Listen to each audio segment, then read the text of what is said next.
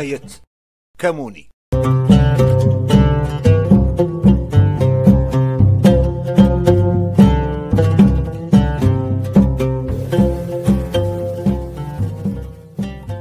رواية مسموعة بالدارجة.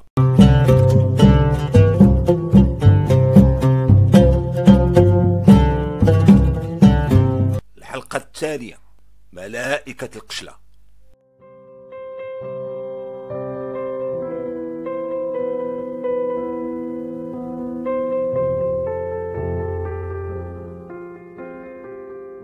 مدرسة القشلة خاصة بوليدات المخزنية، ولكن ما فيها لا مدير ولا مديرة ولا إدارة ولا هم يحزنون.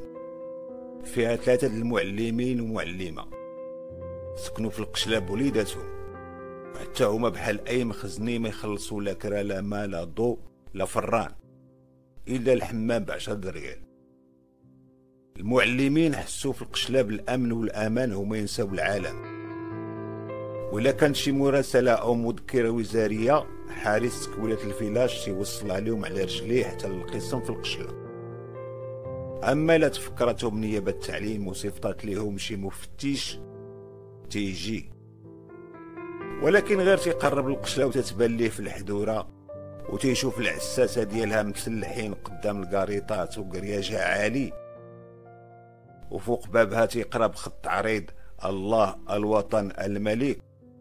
المفتش ينحني باحترام ويقول مع راسو: علاش نقلب دابا انا؟ فين غادي انا؟ اقلاب ما يفتشوني ما نفتشهم. وتيقلب من حيث اتى. وليدات القشلة من غير ولاد ضباط متشابهين في حالتهم، كيف ولد برقادي والبرقادي شاف، كيف ولد دوزيام كلاس، نفس الشكيلات واللوينات والتويشيات لباسهم، نفس الماركات صندالات الميكا حلومة وسبرديلات بوتاج في رجليهم، نفس التويشيات وقشيوشات عاشورات يلعبوا بيهم. كل شي تيشريوه من سوق الحد في نفس المناسبات والأعياد، وتيحسنوا نفس التحسينة فابور عند نفس الحلاق المخزني ديال القشلة. كويبا وحده تيعرف يدير لهم هي التحسينة العسكرية، بحالهم بحال تحسين تباواتهم. هذا هو ستيلهم، وهذا هو جهد الماندا ديال المخازنية اللي ولدوهم. في الستينات وليدات قشلة النافيام كانوا تياكلوا نفس الماركة ديال الحوت، السردين ولا الشرن عند الحوات مول الموطور. تيبيعوا مرة في باب القشلة مع مولين البيض البلدي واللبن والحليب والبقولة. منين يقرب الغداء اي زنقة دزتي منها في القشلة تتشم ريحة الحوت تيتقلى.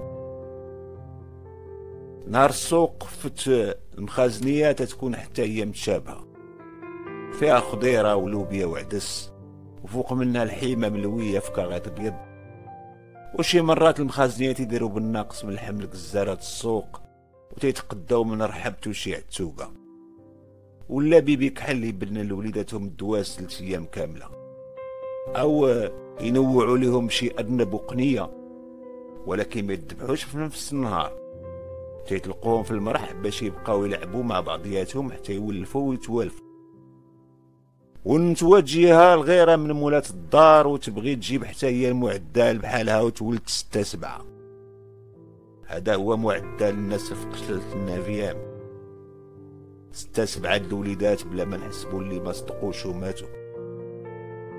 هذا علاش لا يطول قابل هاد القشلة ما تجي فين تهز يديها من الرفيسة بالدجاج البلدي ديال شي نفيسة حتى تيعيطوا ليها وتمشي تجري في زناقي القشلة عند واحدة أخرى تتوجع. والمقابل ديال خدمة يديها هو دعاوي الخير وطولة العمر معاها ومع ولدها المخزني وولادو ب8، لا أقل لا أكثر، زائد قالب السكر.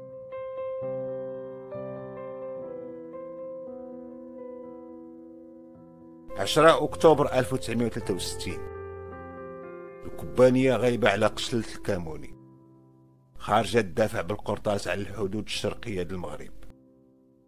وفي هاد الليلة تينزل في القشلة واحد الملايكة تيبكي من كرشمو فاطمة. تعرضات ليه القابلة لاله يطوب 2 يدين وقالت ليها: وليد. جداه هزاه بالفرحة تماطات ليه وشداتو من عندها، غسلاتو بالمدافع وهو يسكت، مسحات ليه بالفوطه وبغات تودن ليه فودنو ويعقدها بواحد التغوبيشه ورجعت يبكي. إزا دارت بالناقص من أدانا وحطاتو في يدين أمو اللي باستو ورضعاتو وهو ينعس.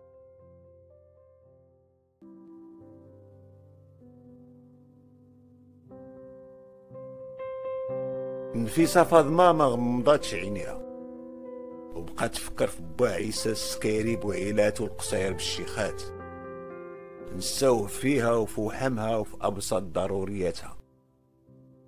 في مدة عامين ونص ما بقى يكسب من حقه في الورث غير خرشاشة يخطف بها البلايص من تداس النواحيها. طلبات منه الطلاق وتلقاه بالزربة، مكتوبها هذا وهي ما راضياش بيه.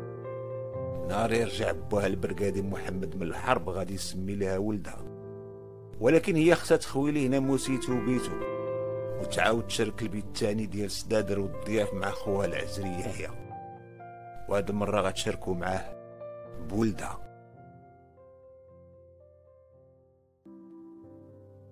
سالات حرب الرمال وكبانية النافية ما رجعت لقواعدها سالمة.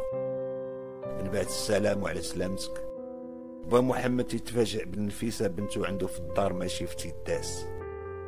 حس بشي حاجة ماشي هي هاديك، وما عرفش واش يحل السير دبرود كانوا باش يبرد رجليه من الطريق عاد يسولهم مالكم، او يحل السير تصاكو الميليتير ويجبد لهم حقهم من تمر في ديق، ولا يميك هاد الساعة الموضوع ويحكي لولدو يحيى اش وقع مع خوتنا الجزائريين في الحرب.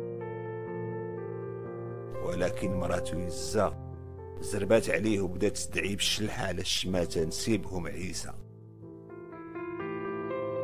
البرقادي محمد اللي جرى على العدو من الحدود فهم المعنى، هو يغمض عين وعين بقى حال هاتيني يشبع على هادو اللي قدامه دابا، ومنين شبع وقنع دوزها بشغيمة ديال الماء وجمع الوقفة. طلع على التربية مقمطة وقال لهم سميوه حمادي، وغير جبد من بسطام والزرورة وحطها ليه حدا راسو. حمادي الملايكات يحل عويناتو وتيتبسم لجدو بشتيفاتو.